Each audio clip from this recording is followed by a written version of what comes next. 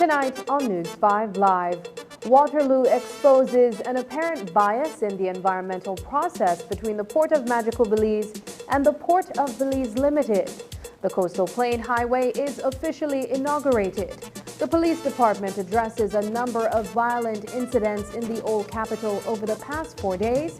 And in tonight's episode of Belize on Real, Camalote is back on the football scene. These stories and more coming up on News 5 Live.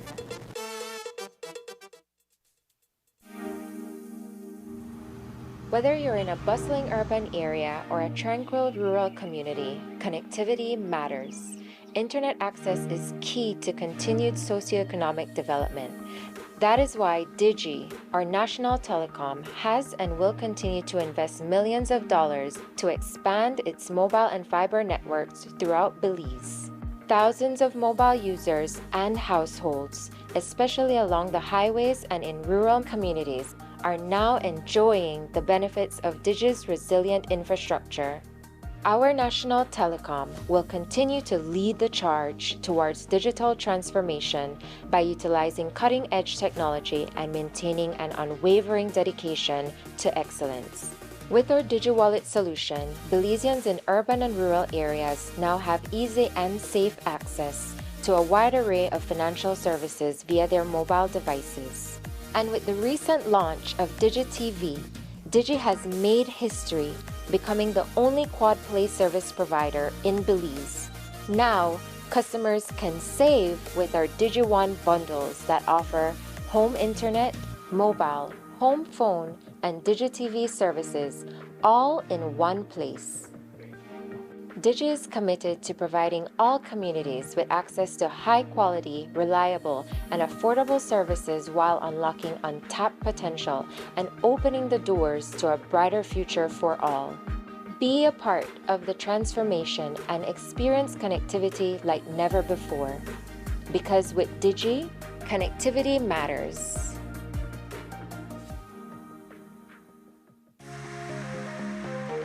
Hats off to awesome grads and capes on for super dads. Enjoy stunning deals, giveaways, and savings from Cellular World for the dads and grads. Get up to 50% off the Samsung A04e or TCL A30 phones when you buy select phone models. Or 50% off the JBL Bluetooth Kids headphones when you buy any tablet. Select purchases comes with free surge protectors, gaming controllers, and wireless chargers. Wow, Dad! And celebrate that grad without breaking the bank. Shop at any of our 5 locations in Belize City, Belmopan, or San Pedro, or via our virtual store on Facebook, Instagram, or WhatsApp at 615-5141. Celebrate Dad and cheer on the grad with an amazing gift from Cellular World.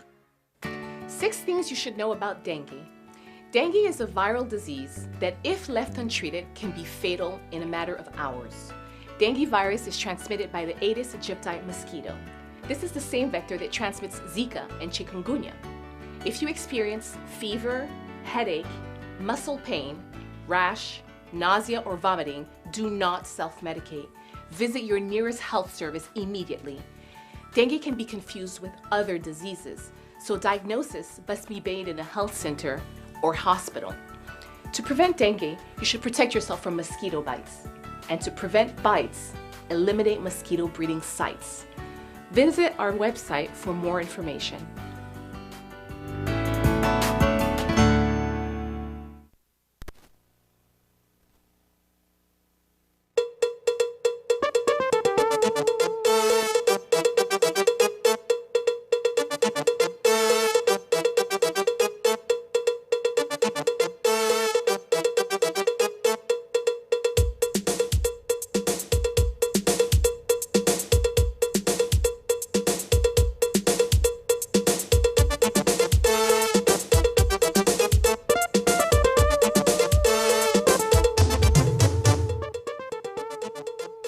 Good evening and welcome to News 5 Live for Thursday, July 6th. I am Sabrina Daly. The Briceño administration inaugurated the new Coastal Plain Highway earlier today near Gales Point Village. While Prime Minister Briceño and several senior government officials were on hand for the ceremony, a press conference was being held simultaneously in Belize City. At the Radisson this morning, a team of consultants who did extensive work on Waterloo's proposal for the Port of Belize expansion project sat with reporters to discuss what they believe is an obvious preference being given to the Port of Magical Belize. We will get into the Prime Minister's responses elsewhere in our newscast, but we begin tonight with a comparison that has been drawn between the processes that Waterloo and Portico underwent near simultaneously with NIAC and the Department of Environment to much different outcomes. Here's News 5's Isani Catano with our first story. The government of Belize was evidently biased in the manner that it went about treating with project proposals for the Port of Magical Belize and the Port of Belize Limited. That's what the team that worked diligently in putting together Waterloo's technical proposal set out to establish when it presented a comparison of both projects. The consultants say that they were dealt with unfairly by the National Environmental Appraisal Committee and the Department of Environment. We were asked to meet a standard, which we did. We were asked to do more, which we did. We were asked to do even more, which we did, until we got denied once, until we got denied twice. The cards were always stacked against us. We were never going to get our approval. So we sit here in front of you to talk about the irrationality of that process. How could one project get its approval, whereas another one that represents the existing Port of Belize, that would offer a key piece of national infrastructure to Belize and its people, was being denied and discriminated against. To understand government's predisposition toward the Port of Magical Belize, the Piedroba Consulting Group, a marine infrastructure consultancy firm operating throughout the Americas, compared and contrasted both plans before arriving at a singular conclusion. Several factors were taken into consideration, beginning with the project type. Port of Magical Belize is a greenfield project, whereas the Port of Belize is a brownfield project. To provide a little bit of context, greenfield means that the project is sited within an environmental area that has been previously undeveloped. It is, for the sake of it, virginal mangrove forests and a pretty much pristine coastal environment. Conversely, the Port of Belize project was sited entirely within the envelope of an existing port facility, a brownfield project. From an environmental cost standpoint, it's pretty straightforward. The one that is built within a previously disturbed land, which has little to no environmental value, is less impactful than one that is built within an environment that is currently full of wildlife, vegetation, and pristine habitat. Other issues being looked at from an organic perspective are the biological values of the proposed locations where the channels are being dredged. From a biological value standpoint, the Port of Belize waters have been influenced by the port for many, many years, so the biological value there is very limited. There's a lot of coastal flushing, there's very little seagrass, there are virtually no corals of significance within that footprint. Conversely, the Port of Magical Belize project, because this channel is being dug entirely within a previously untouched coastal zone, comes very close to existing corals, it comes very close to pristine seagrass meadows that support significant amounts of coastal habitat, including manatee feeding grounds and manatee transit areas. Side by side, it is apparent that more thought has gone into the technical aspect of Waterloo's proposal, including the fact that the company spent 27 months on the EIA process. This is against the 12 months that were spent on Portico's EIA process. Comparing these developments, to me, from the environmental perspective, it seems to be the difference between light and day. There's just no comparison. There's no comparison. And if you look back in the early 2000s, just to compare you and just to juxtapose the two developments, in the early 2000s, the development started at the Port of Belize even before an EIA was approved. They began dredging and they began development there in anticipation of an environmental approval later on. So they already approved the Port of Belize project, including the cruise port, in early 2000s. The proponents of the Port of Belize expansion project anticipated that the undertaking would have been completed within 3 years at a price tag of $250 million. On the other hand, Port of Magical Belize, a much larger cruise development project, comes in at $400 million and would be ready within 5 years. From a cost standpoint, the Port of Magical Belize, as I mentioned, is of a lot larger scale. It's more dredging, it's a longer channel, it's a larger peninsula. So their projected costs are significantly higher. There's a lot of expense associated with that. Beyond it, it also incorporates the construction of a long highway connection, which is not cheap. A bridge over the Sabun River, also very expensive. So their total dollar value is substantially higher than the Port of Belize's, because ultimately the Port of Belize could have piggybacked on existing infrastructure, which, as I mentioned previously, they would have been enhancing at the same time. At the time that approval was sought, the Port of Belize was fully funded. We had letters of commitment from numerous financial institutions that were prepared to present the debt. We had numerous institutional investors that were willing to take on significant elements of the equity. The project proponent in his own right would be able to, the Waterloo Investment Holdings would have been able to fund this entire project. Despite signing a memorandum of understanding in 2017, the dubious definitive agreement in 2020, as well as an environmental compliance plan in 2021, construction is yet to begin at the proposed location for Port of Magical Belize. In this particular case, we produced an EIA and studies, and we presented a project that we believed was sound and that was viable for every international standard that was in front of us. And that's the standard to which we produced it. The Port of Magical Belize team produced a different EIA, which in our estimation was there was value to it, but it was a lot thinner than ours, to put it politely. They didn't exert nearly the same resources that we did in producing studies. To give you an example, the geology included in their EIA was specifically referenced by their in-house geologists as being insufficient. Yet that EIA was approved easily, without difficulty, at the first go-around with a single public consultation. And we, with a significantly smaller environmental impact, given that this is a brownfield versus greenfield project, with a significantly larger volume of study and a significantly higher standard to which we presented our EIA, given that it was designed to conform to all the prevailing multilateral agreements, we were denied again and again and again. Reporting for News 5, I am Isana Cayetano. The Piedroba Consulting Group was brought on board by Waterloo to conduct all the technical works necessary for the proposal to be granted environmental approval. Notwithstanding the scientific and fact-based approach, environmental clearance was denied twice. According to Luis Pietro y Munoz, that decision appeared to have been political and not based on the merits of the proposal. I think that the point that we're making is not that the environmental community necessarily owed us anything, but the basis upon which they should approve or deny should be scientific and not political. And I think it's abundantly clear that that wasn't the case at this go-around. We understand that environmental approval process we have experienced in other countries around the world, there are flaws. But for a process like this to be flawed and unfair, it's hard to accept. Why did Portico get an MOU 1 month after they incorporated the entity that they were using for the MOU? Why did they get a definitive agreement? Why did government act per that definitive agreement?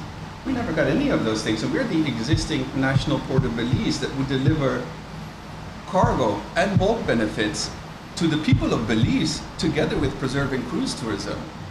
And that's the one that didn't get any of that. We ultimately approached this from a technical place. I mean, we came in here with the perspective of this is an incredible piece of infrastructure. We wanted to be a part of that team. We became a part of that team, and we've been on board for many years now. And as I mentioned, we've dealt with projects throughout the region.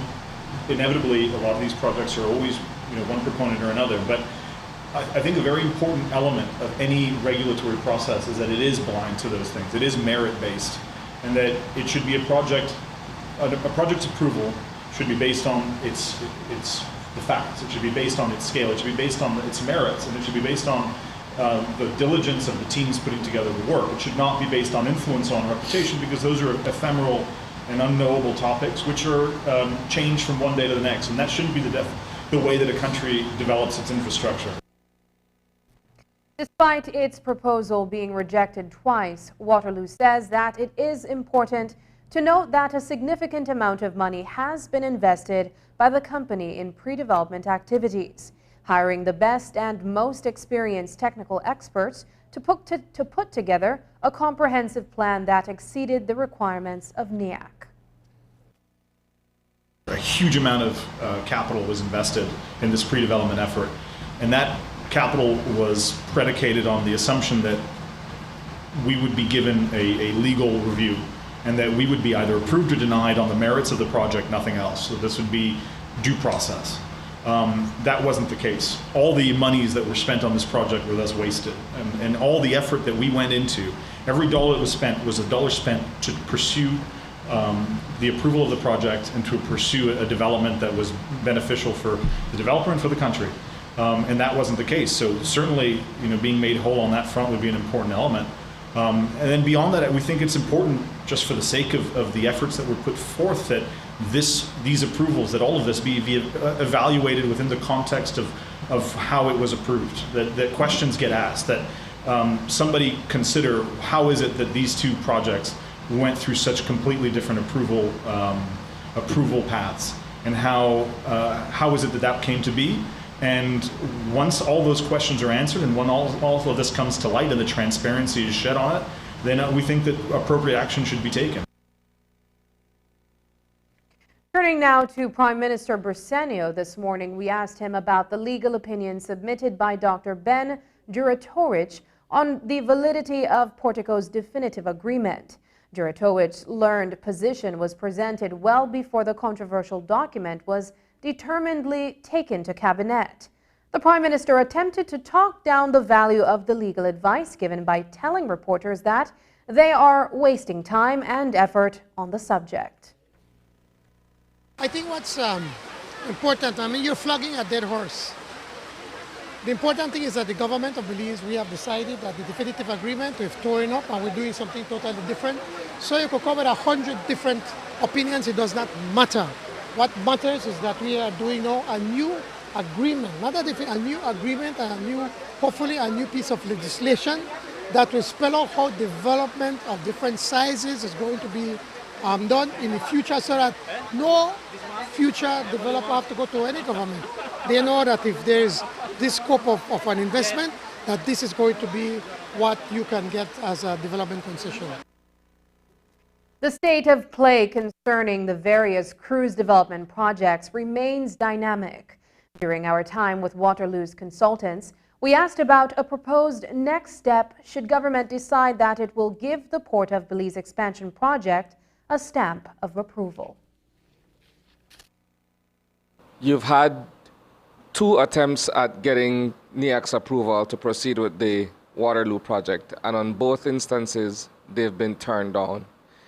Given the existing state of play, if there was any change of mind or change of thought from government's perspective, what are the remaining requirements for Waterloo to present to get a green light from NIAC or from government?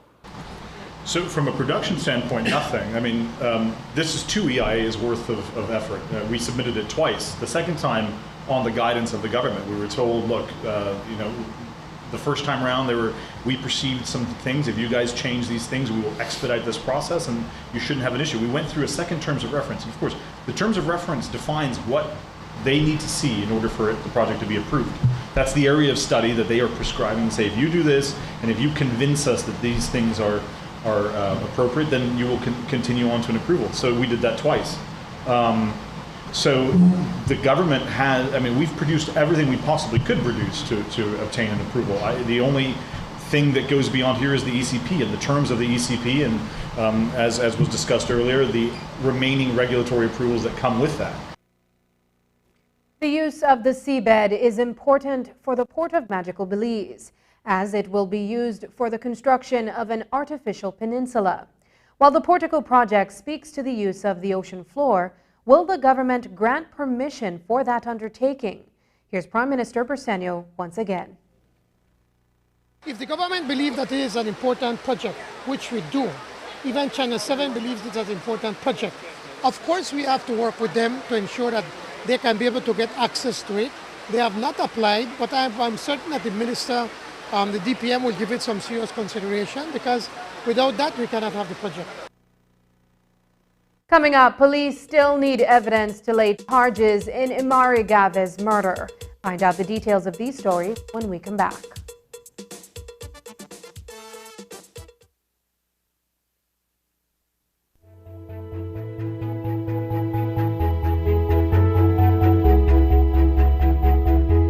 20 years ago, there was a vision to upgrade the coastal highway. Luckily, today we can stand here and say that it has become a reality.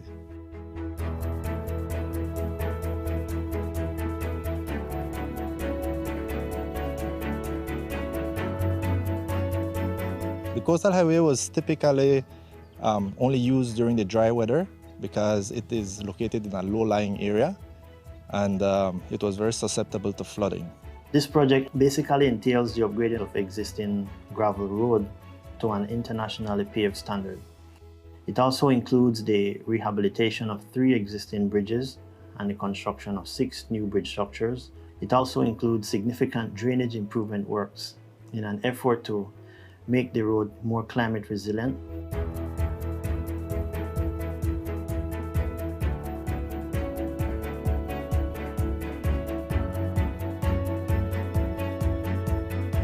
The road was terrible condition. I used to have my vehicle, you got to keep on going to the mechanic over and over. You get rotten underneath, you get punctured, all different kind of wear and tear. So you used to take up what we call a licking, no? Due to the improvement of the road, many more people come to the village and purchase my L right here. I hardly even have to go to Dengue like before. Really and truly happy that they built this road because we used to take like about almost 19 to 20 hours from Tower Hill to Big Creek. But now how we're using the coastal road right now, we are doing it in 17 hours roughly. We were burning about almost 85 gallons of fuel. Now using this road, now we are only burning like about 35 gallons. I'm the developer of a small project here. We're gonna do a little gas station, a sister gas station to the Shell gas station in Santa Elena town. This is the first step to the development of business here, the highway, and then as businesses come, it's like a stepping stone for other businesses, and then residential people start living here because there'll be work in the area, and that's how we'll grow this whole community. When the hurricane season starts, that is when we have the rainy season and flooding, and most of the time the teachers cannot reach to school because of the coastal road flooding. But now, since the road is upgraded, it is very easy for us to be here, very easy for students to get out of the community if we have an emergency. And it's also very easy to have access to in and out of the community without worrying about if they would get back in if there's rain or flooding. And this would not have been possible without the invaluable financial support from the government of United Kingdom based on the grant that they have given to Belize. We're also thankful for the financial support that we have received from the Caribbean Development Bank, and of course, the counterpart funding that has been provided by the government of Belize, and the support that we have received from the engineering consultant, Polytechnica, and the management and implementation team of the Ministry of Infrastructure Development and Housing Project Execution Unit. I thank everyone for their hard work and commitment that they have put into this project and to make it a success.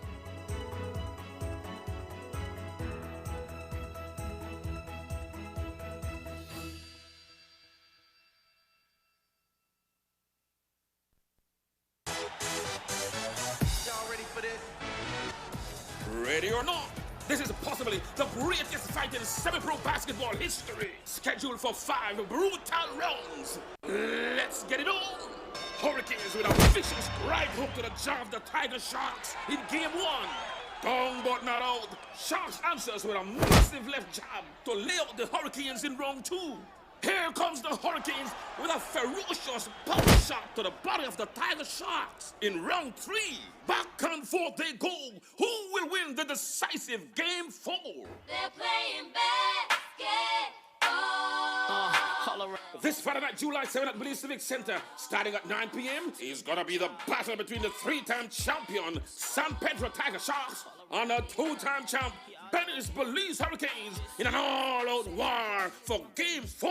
War in the East. This game will be the biggest biggest of the season. Two storied franchises with multiple championships like the Celtics and the Lakers. It's the San Pedro Tiger Sharks, led by Francis Naitiarana, Kyle Stewart, Jihad Wright, John Kelly, going up against the Venice Belize Hurricanes, who will answer with Clancy Cooper Lopez, Victor Vito Evans, Kirk Shabba Smith Jr., Alex the Legend Carcomo, Jamil Harris, and Chris Frazier. Will the Hurricanes close them out and win their third championship? Or will the Hurricanes be eaten alive by the Tiger Sharks, forcing a decisive Game 5? Bring out the entire family this Friday night, June 7th. Belize Civic Center, 9 p.m. sharp. Canes versus Tiger Sharks. Lots of giveaways, Tiger Shark style. After party at Thursday. Sponsors Maya Island here, Duffin of Tours, West Track, Sandy Point Resorts, Joseph and Taylor. Tiger Sharks with a confident win again. Prime Minister John Briceño, why did you spend $200,000 of taxpayers' money on a legal opinion which you then kept secret? Was it because that opinion said the definitive agreement was unlawful and you didn't want to hear that? So, you still tried to sneak the definitive agreement past your cabinet. But they catch you. There is no way the Prime Minister can explain how having Duratovich's opinion, which concluded on such a clear, unambiguous note, that paper goes under the hand of the Prime Minister. It is his paper, and it is inexplicable that the Prime Minister could have taken such a paper to Cabinet, enjoining Cabinet to approve the definitive agreement. Prime Minister, what were you thinking? It beggars belief that he could have done that innocently. There can be no innocence about that. That obviously had to be deliberate. And why the Prime Minister would do such a thing, in fact, is clearly tied up with all the noise we've been hearing about special interests and about connections and that sort of thing. In any case, how now can he say to members of Cabinet, there is a reasonable explanation, there is any explanation at all for my doing that? Prime Minister, will you apologize to the nation for trying to get the dirty definitive agreement passed into law?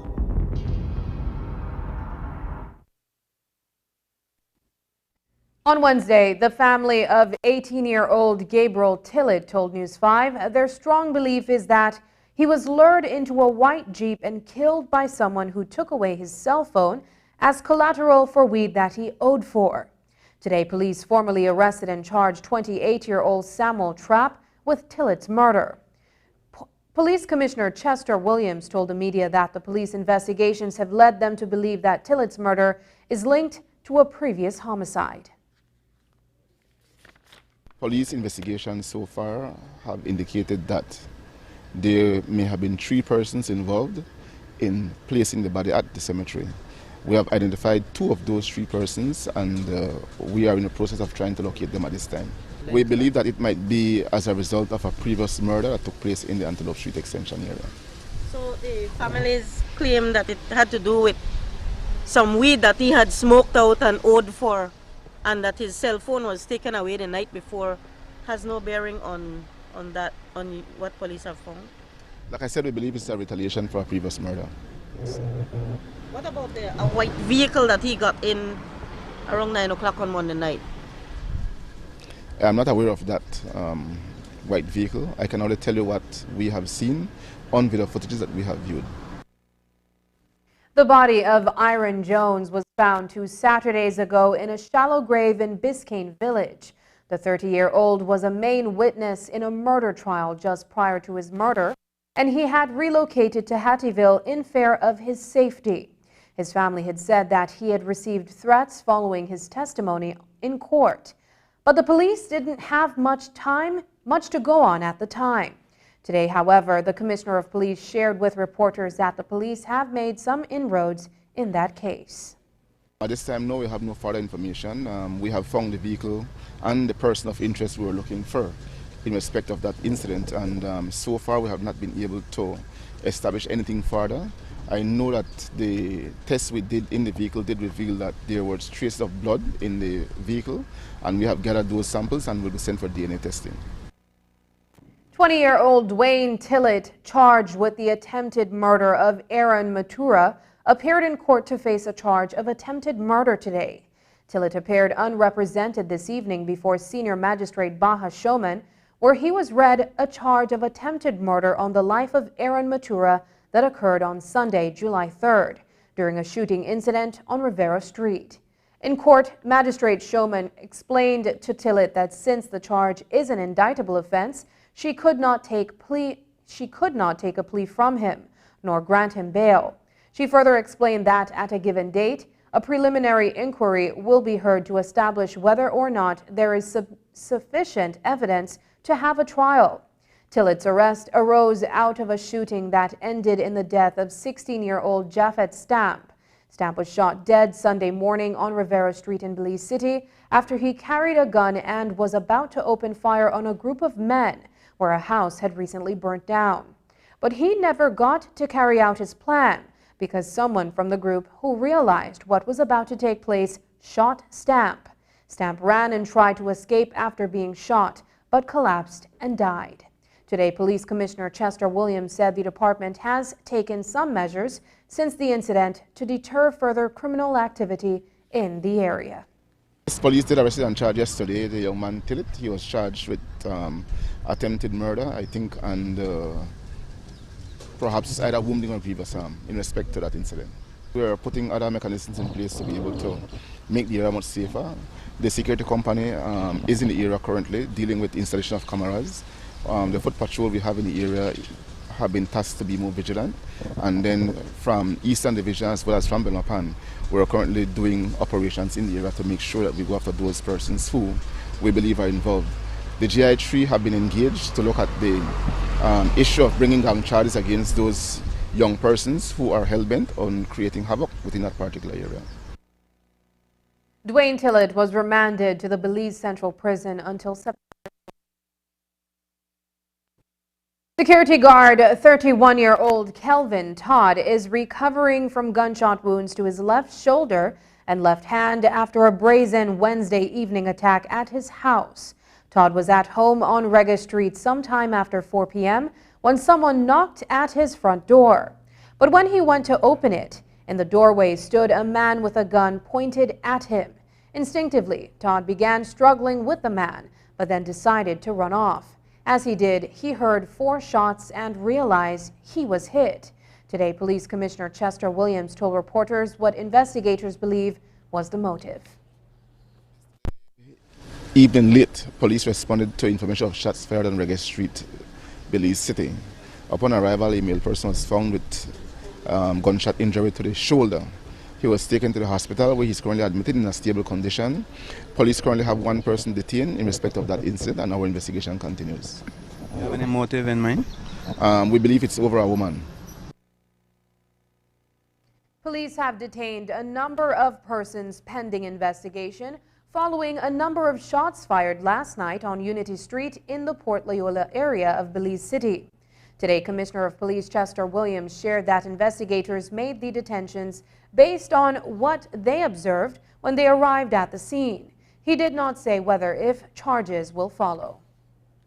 Yes, police did respond to information of shots fired on Unity Street last night, and several persons were detained in that area. Police saw them picking up expended shells from the streets, and based on that they were detained and are currently being questioned by the police. It has been almost 2 months since 19-year-old Imari Gavez was found murdered off the Hummingbird Highway. The Belmopan resident had left home 2 days prior to the discovery of her body, and the last information from police back then was that they had her iPhone and were in the process of asking for assistance to unlock it in order to access whatever messages or call logs exist just prior to her death. Today, Commissioner Williams said that the police still hold the same person back then as their prime suspect now, but they need evidence to bring about a charge. Still trying to work with our counterparts to see if we'll be able to get into the phone. It's an iPhone, and you all would know the difficulty with iPhone. It is not an easy phone to get into. And so we have tried several mechanisms, but so far we have not been able to. Nonetheless, we continue to see what we can do to be able to get into that phone. We need to get evidence to be able to lay charges. In the absence of that, we cannot lay charges. After the break, tourism partners discuss management plan for Lighthouse Reef. But first, here's the weather update with data from the Belize Met Service.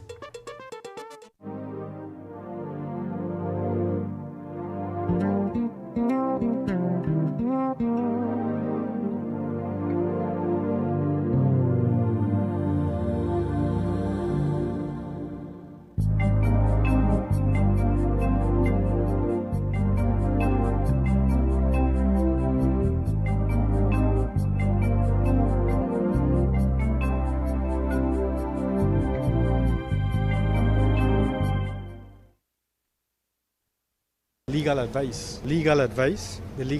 the continuing legal advice.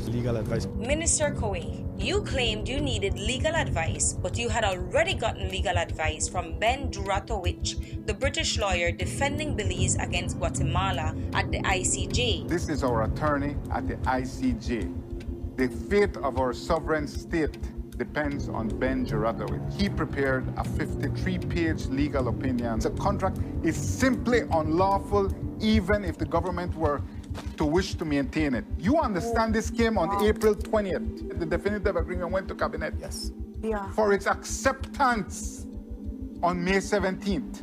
The government ignored it, pushed it on the table, and wished that the public would never see it or know of it. I believe they wished also that certain cabinet members would not know it or speak of it. I would rely entirely on the legal advice provided to the government. Minister Kowe, you want legal advice? See it, yeah? The government cannot, as a matter of principle, lawfully proceed on the basis of a contract, the content of which is unlawful. Like, what else do you need to hear?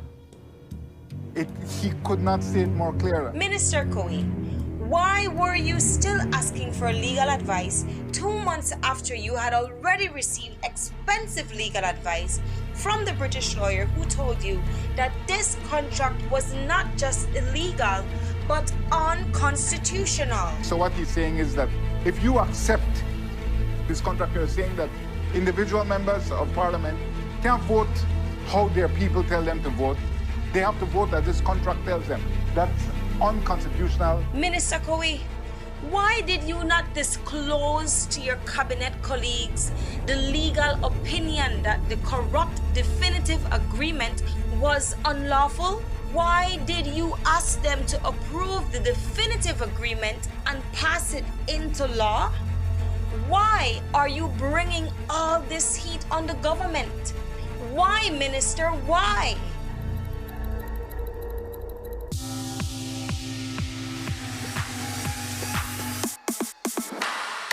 Sign up for Smart Share Plan and save big.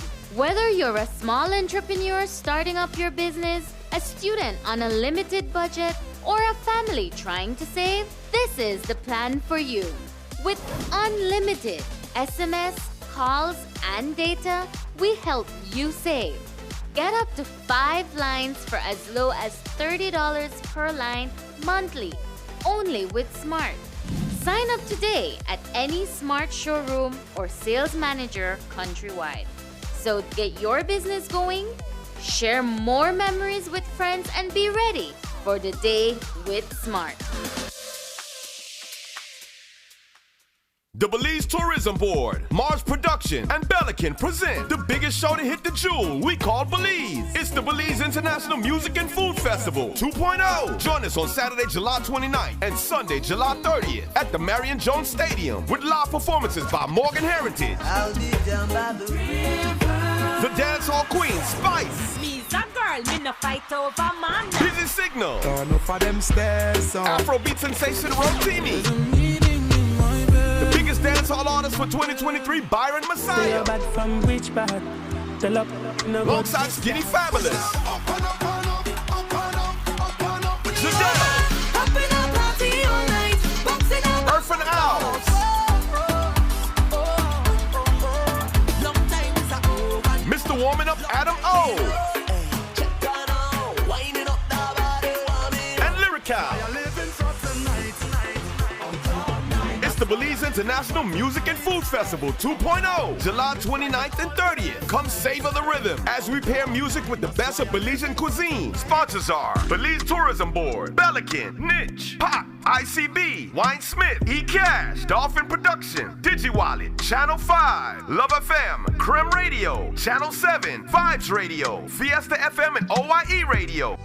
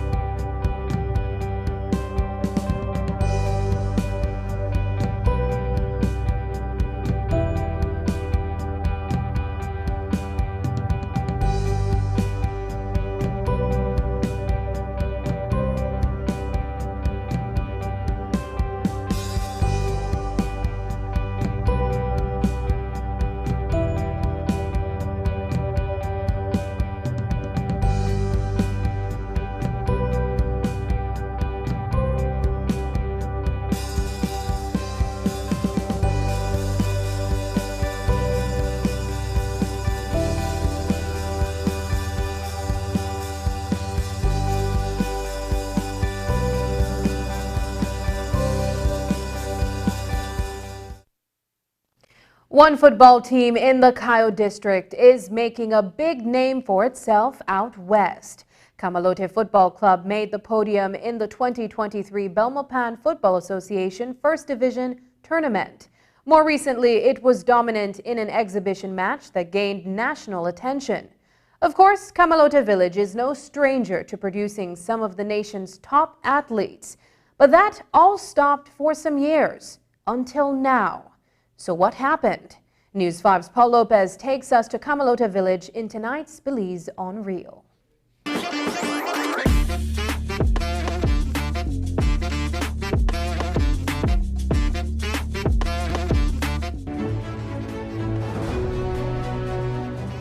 Among Belize's most prominent football players are names like Denmark Bato Keze Sr.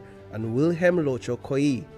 What these men have in common is that they both hail from Camalote Village. Known as one of the most sport-driven communities in the Cayo district, Camalote Village has produced big names in various sporting disciplines in the past.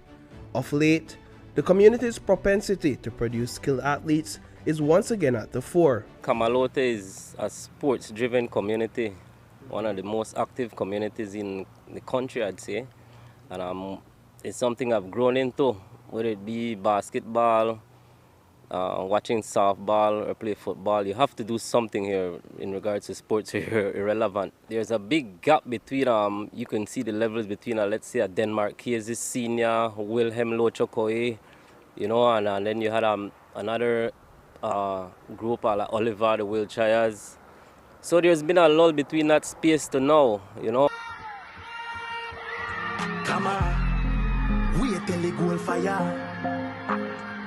Come on, after one goal, 5 more follow. But that drought has since ended. Kama Football Club placed third in the 2023 Belmopan Football Association First Division tournament. The best striker, best midfielder, and best fans awards also went to Kama FC.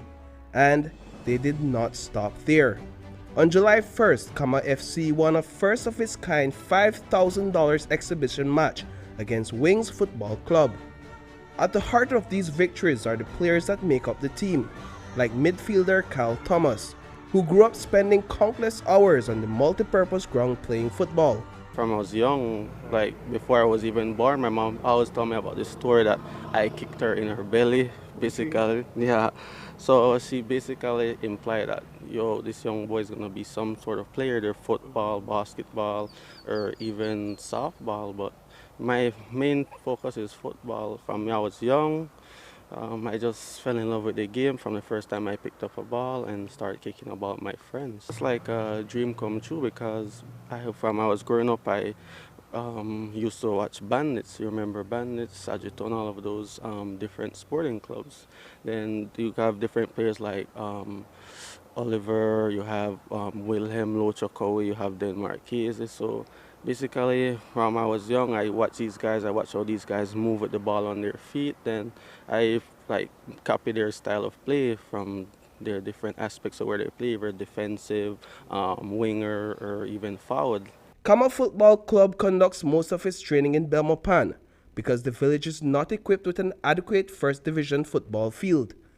But the distance, albeit only 5 miles, does not stop these athletes from showing up to put in the necessary practice. It is this heart and soul mentality that has teenagers like Alexander Waite and Javier Ramos courageously competing against opponents that are far more experienced. You know, it was a great experience. At first I was very nervous, but it's always good to experience new things, and I'm proud to say that I overcome that, and next season is going to be far way bigger because we're more experienced, you know, and we have that of those leaders and more experienced players like Kyle Thomas, Scott Casey, now Mr. Norman Neal, and you know, those players that can help us to stay in our games and stuff. What was your guys' mindset going into that 5K exhibition match? When I saw the fans, we just had to know that we had to win.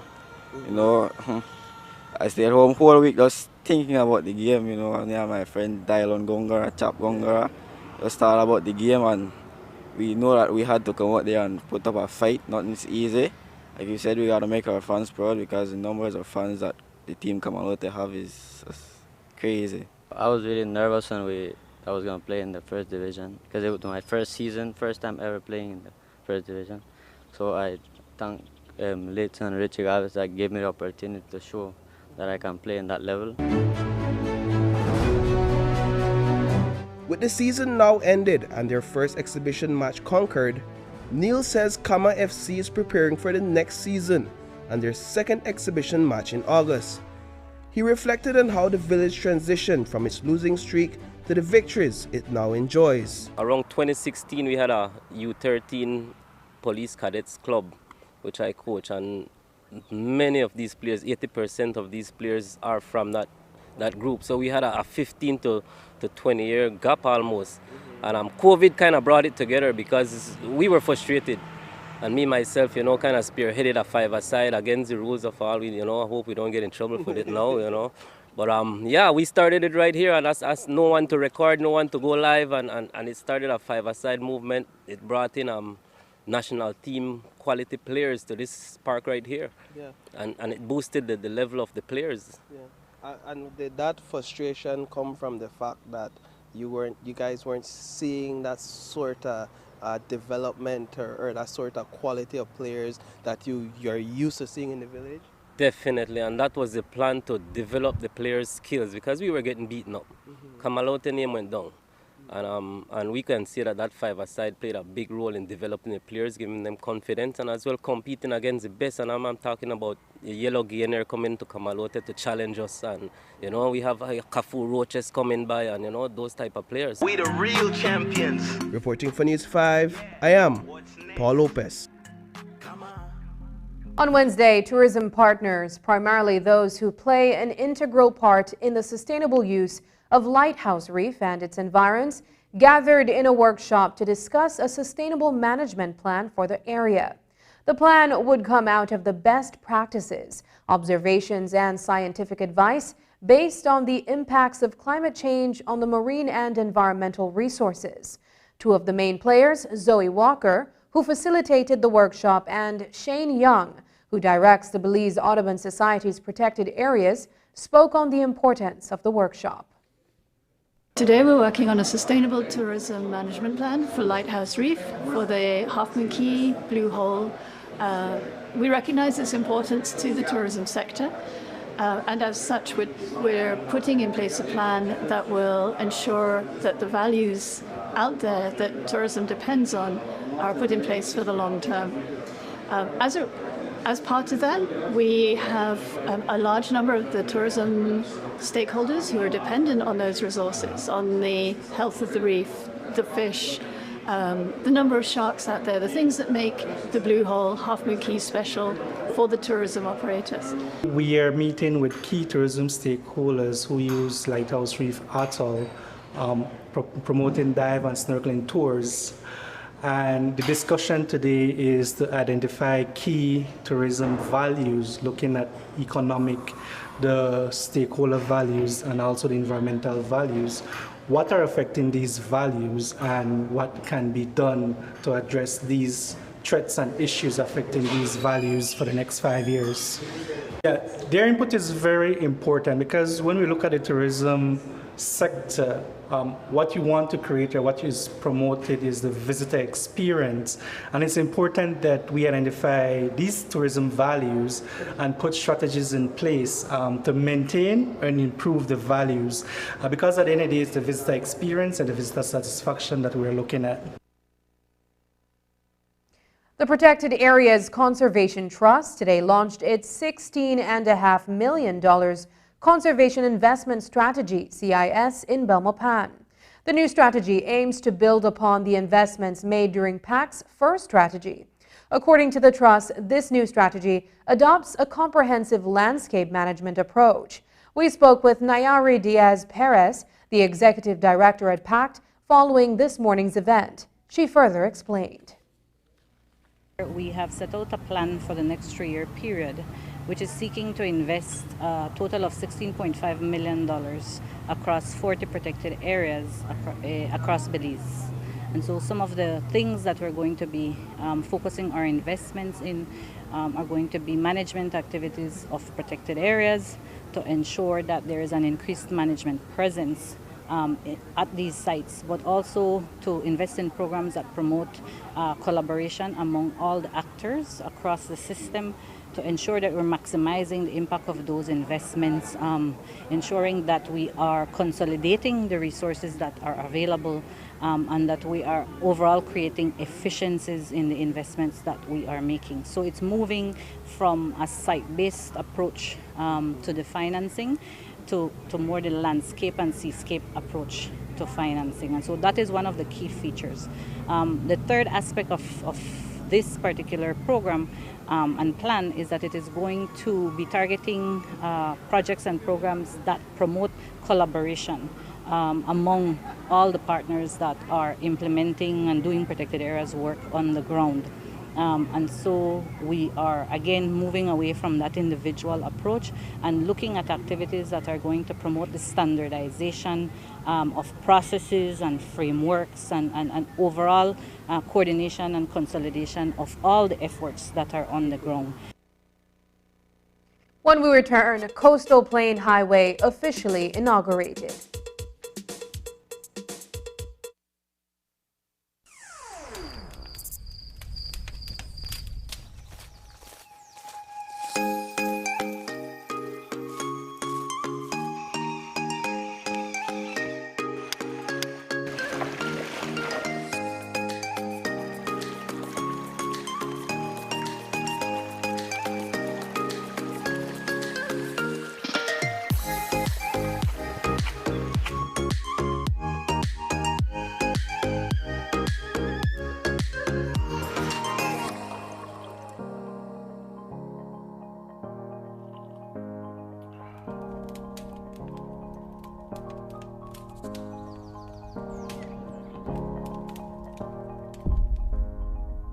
Explore the great outdoors with Benny's Quality and Savings.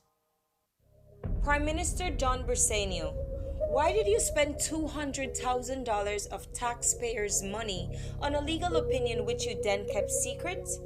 Was it because that opinion said the definitive agreement was unlawful and you didn't want to hear that?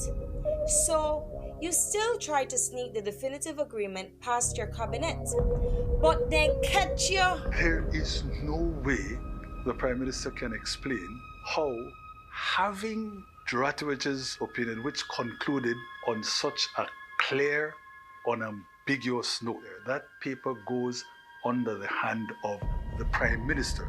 It is his paper, and it is inexplicable that the Prime Minister could have taken such a paper to Cabinet, enjoining Cabinet to approve the definitive agreement. Prime Minister, what were you thinking? It beggars belief that he could have done that innocently. There can be no innocence about that.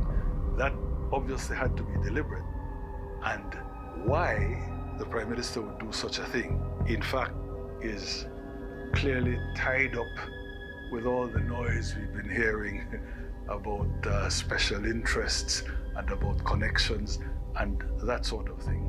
In any case, how now can he say to members of cabinet, there is a reasonable explanation, there is any explanation at all for my doing that? Prime Minister, will you apologize to the nation for trying to get the dirty definitive agreement passed into law? Tour guides, your renewal season is coming up. Please be advised that all tour guide license expires on July 31st, 2023. BTB will start accepting applications for renewal starting May 1st, 2023. Tour guides, we're asking you to apply early in order to have a new and valid license before the current one expires. To submit via email, you'll need a clear scan of each document in PDF format and properly named and labeled. Send your application with all supporting documents to tourguide@belizetourismboard.org and include your full name and your tour guide license number in the subject line of the email. Remember to fill out your applications correctly, as BTB will no longer be accepting incomplete applications. Contact our licensing officers at 227-2420 and press 1 if you have any questions or concerns. Smart introduces Real Unlimited Postpaid Plans, providing customers with unlimited talk, unlimited text, and unlimited data. Now that's a real great deal. With Smart Plus, Share 1 and 2, and Enterprise 1 and 2 plans, you can talk as much as you want, text as much as you want, and for the first time ever in Belize, you can enjoy unlimited data with your postpaid plan. So come in and sign up for an unlimited postpaid plan and enjoy limitless possibilities. In addition, other plans such as the Flex Junior, Choice, and Select have been boosted with a lot more talk, text, and data, providing you with the best value for your budget. Be unlimited with Smart. It's time to power your dollar with Smart. More than 49,000 residents, including 3,000 daily road users, now have access to the improved Coastal Plain Highway, which has been transformed from an unpaved gravel road to a modern, climate-resilient corridor. Today, after years of works, an inauguration ceremony was held at the Gales Point Junction on the highway to commemorate this significant achievement. News 5's Dwayne Moody reports. For some months now, Belizeans traveling south have been enjoying the comfort of driving the coastal road as a quicker access to their destination. It is a project that began under the previous UDP government, and today the Briceño administration officially opened the Coastal Plain Highway. The multi-million-dollar contract was awarded to Emer Hernandez, who was a supporter of the previous administration. The gentleman that you speak of was highly political, we are aware of that. But when I came in, I have to be a responsible minister. And so what's the purpose of taking away a contract and going to court and losing millions of dollars for the people of Belize? We made a decision that we'll sit and we'll explain to him what our priorities were, how we work, what we expected, and he complied. You can't ask for better than that. It's a milestone for the government of Belize. And I think Julia said it best, that this is not a blue or a red road. It is a road that belongs to all Belizeans. We pointed earlier that whilst we had our concerns when the contract was being issued, as a responsible government, when we got in, we decided, well, we need to see how we can make it even better. And we did that because under the supervision of Julius and his team, we managed to save $6 million, for which will be used to fix to do some works on the Hummingbird Highway and also to do work in Dengue. The upgrade of the road is valued at $78 million and was made possible through a partnership between the Caribbean Development Bank, the Government of the United Kingdom, and the Government of Belize under the United Kingdom Caribbean Infrastructure Fund. The 6 Road project stands as one of the most advanced among the 13 capital works projects funded under the UK SIF portfolio, and is the first infrastructure works contract to be completed. This was within 6 months of the original schedule, and I wish to add, completed within budget. Road networks and proper transportation are key to the development of a country. They provide access for various sectors, including agriculture, tourism, and more. Transportation makes an economy grow. And if you don't have the proper infrastructure and the proper transportation, then the whole economy will become very, very dormant. And I'm hopeful that with the coastal road, there are similar activities, especially for the people in the south from Toledo and Stan Creek, and even the cost of living should go down, because the cost of transportation of the goods should be much cheaper. As you drive this way, you'll see a lot of areas that are now starting to open up for potential tourist destinations. You have, there's one on the coastal right here that goes to Western Lagoon that's opening up for residences. This area will flourish, but it also helps us with the other road network. Villages and communities such as Gales Point, Manatee, and Mullins River are already experiencing the benefits of the Coastal Plain Highway.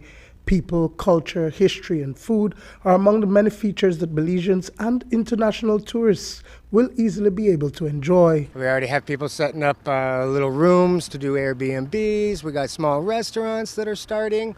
The speed bumps are all full with people right now selling cold coconut waters, mangoes right now, and I think officially crabs this evening.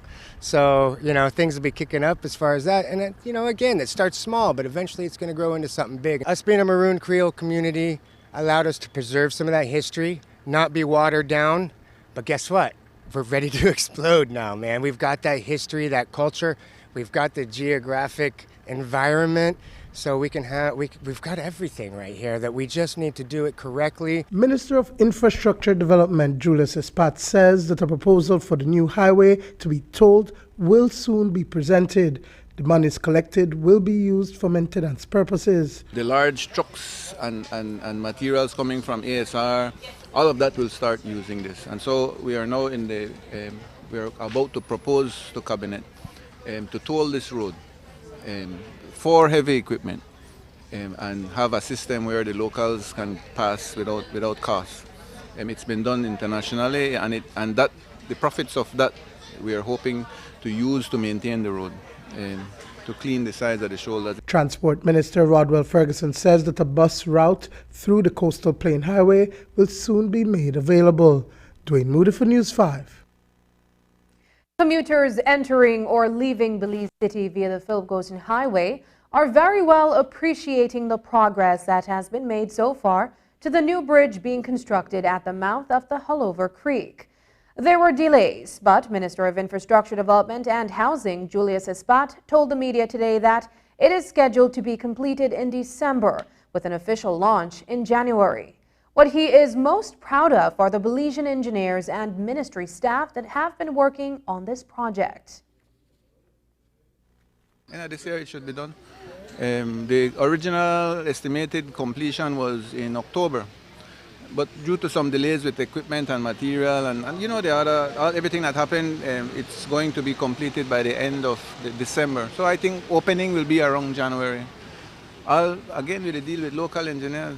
Woman engineer supervising it, a male Belizean engineer designing and building it, local craftsmen, local workers, local Belizean engineers from our ministry supervising it.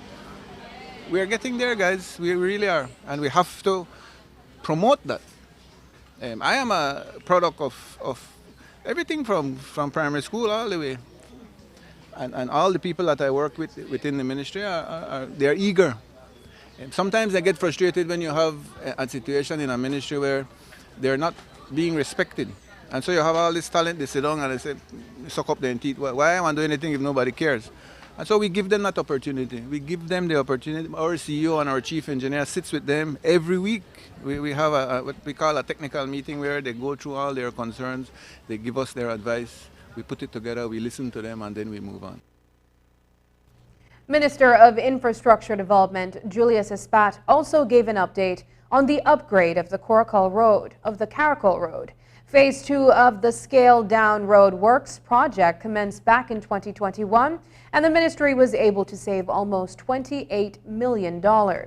This infrastructure development project is also already seeing economic benefits to villages in the area, including San Antonio. Minister Espat says that he did not see this project as a priority, but that's water under the bridge, and a soft launch will be held this year.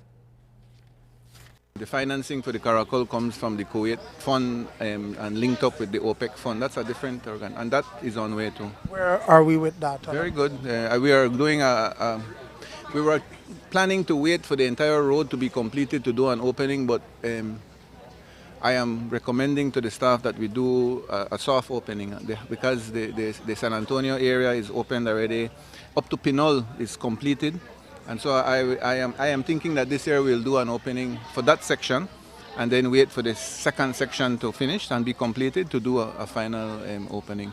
That's another beautiful area. This road to me, and you've heard me in the past, I criticize more the Caracol than this one. Why?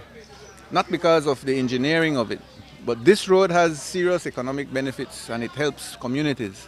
The Caracol Road that goes through San Antonio and Georgeville, I also was one of them that I agreed with that part. But the part that leads from Pinol all the way to Caracol, I would have loved that road to be George Price Highway or something else where we use it on an everyday basis. It was just a matter of priority. But again, it's there, contracts have been drawn, we had to be responsible and complete it. Up next, Ministry of Transport looking for a Chief Transport Officer. The Office of the Prime Minister invites you to join us at the second annual Belize Investment Summit from August 30th to September 1st, 2023 at the Grand Caribe Resort on Ambergris Key. Belize, the land of endless potential, with a vibrant people and economy and a wealth of natural resources, is the region's premier investment hub, offering a range of opportunities across sectors including the blue, green, and orange economies. The Belize Investment Summit 2023 is your chance to explore these opportunities and connect with potential partners, investors, financiers, and stakeholders from across the globe. This 3-day summit will offer networking opportunities, site visits, one-on-one meetings, roundtable discussions, business pitches, an expo, and keynote presentations from government officials and industry leaders. Gain insight into Belize's investment climate and the incentives that make our country the destination for investment. Register now for the Belize Investment Summit 2023 and discover a world of opportunities. Be a believer. Invest in Belize. Thrive in Belize. Legal advice, the continuing legal advice. Minister Kowe, you claimed you needed legal advice, but you had already gotten legal advice from Ben Duratowicz, the British lawyer defending Belize against Guatemala at the ICJ. This is our attorney at the ICJ. The fate of our sovereign state depends on Ben Duratowicz. He prepared a 53-page legal opinion. The contract is simply unlawful even if the government were to wish to maintain it. You understand this came on April 20th. The definitive agreement went to cabinet. Yes. Yeah. For its acceptance on May 17th. The government ignored it, pushed it on the table, and wished that the public would never see it or know of it. I believe they wished also that certain cabinet members would not know it or speak of it. I would rely entirely on the legal advice provided to the government. Minister Kowe, you want legal advice? See it, yeah? The government cannot, as a matter of principle, lawfully proceed on the basis of a contract, the content of which is unlawful. Like, what else do you need to hear? He could not say it more clearly. Minister Kowe, why were you still asking for legal advice 2 months after you had already received expensive legal advice from the British lawyer who told you that this contract was not just illegal, but unconstitutional? So what he's saying is that if you accept this contract, you're saying that individual members of parliament can't vote how their people tell them to vote. They have to vote as this contract tells them. That's unconstitutional. Minister Kowe, Why did you not disclose to your cabinet colleagues the legal opinion that the corrupt definitive agreement was unlawful? Why did you ask them to approve the definitive agreement and pass it into law? Why are you bringing all this heat on the government? Why, Minister, why? Taking its name from the venerable father of the nation, the George Price Highway stretches 77 miles from Belize City to Dengue Viejo. Originally built in the 1930s, this cross-country highway system is the artery that links Belize to Central America at the western border with Guatemala. That connection facilitates overland trade, supporting Belize's economic development. Winding its way across the scenic countryside, the George Price Highway, from Roaring Creek to Esperanza, has been fully reconstructed to meet international standards, with particular emphasis on road safety. A shorter and hassle-free commute is best enjoyed when everyone obeys the traffic laws. To reduce the number and frequency of road traffic accidents, it means that a seatbelt must be worn at all times, and the speed limit observed when traveling along the highway. It also means that pedestrians must use sidewalks and crosswalks where available. Buses should only board and discharge passengers at a designated bus stop. Road safety is everyone's responsibility. It begins with you.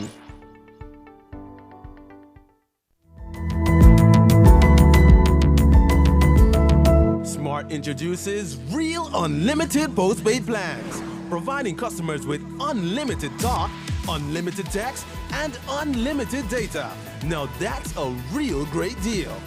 With Smart Plus, Share 1 and 2, and Enterprise 1 and 2 plans, you can talk as much as you want, text as much as you want, and for the first time ever in Belize, you can enjoy unlimited data with your postpaid plan. So come in and sign up for an unlimited postpaid plan and enjoy limitless possibilities. In addition, other plans such as the Flex Junior, Choice, and Select have been boosted with a lot more talk, text, and data, providing you with the best value for your budget. Be unlimited with Smart. It's time to power your dollar with Smart. Digi users, vote for your favorite KTV contestant by texting the contestant's number and sending it to 588. Voting will be open from 8 p.m. on Tuesday until Sunday at midnight. Each vote costs 55 cents. Smart users, vote by texting the number of votes followed by a space, then your contestant's number, and send it to 5885. Each vote costs 50 cents. Here are this week's contestants. Me encantan las gorras retecaladoras, que tengan hermanos, que no sean celosos, que tengan sus novios caras de babos. Me encanta la vida, me gusta el amor, soy aventurero, revacilador. The moon, you shine like the stars, this is for you, wherever you are. Yeah, yeah. I've been given, so I'm never gonna dance again the way I dance with you.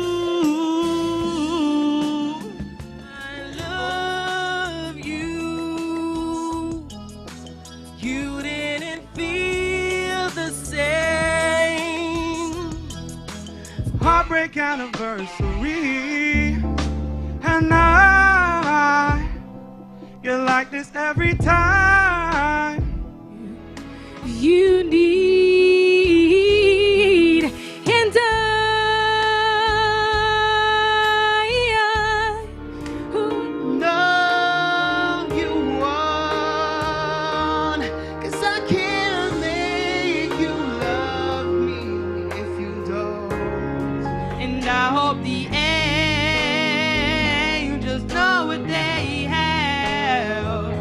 I'll bet it's so nice up in heaven. And take my breath away if only you would say, I can love me better, baby. You can love me better. I can love me better, baby. You can love me better. I can love me better, baby. It's all great taste love of all.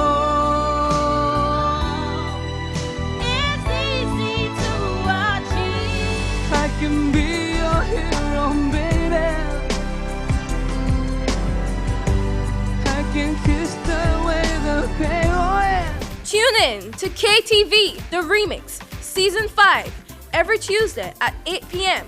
live only on 5.